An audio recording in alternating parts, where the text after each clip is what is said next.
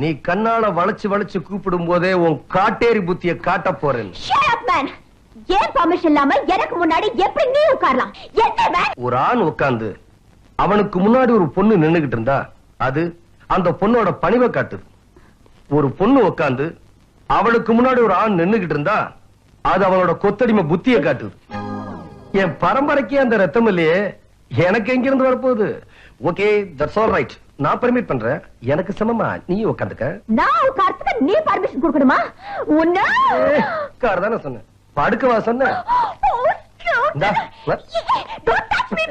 என்ன touch me? இப்ப எதுக்கா என்ன கூப்பிட்ட? நான் நின்னுட்டு இருக்க, நீ உட்கார்ந்து பேசல. ஓகே, நானும் நிக்கிறேன். உன்னை எதுக்காக கூப்பிட்டேனா? அசுக்கு அந்த பொறுப்பு தாண்டி இங்க வேகாது. உட்கார்ந்தா 2 பேரும் உட்காருவோம், நின்னா 2 பேரும் நிப்போம், படுத்தா 2 பேரும் படுப்போம். அந்த சமத்துவத்துக்கு இடம் கிடையாதுன்னா ஐ ஆம் கோயிங்.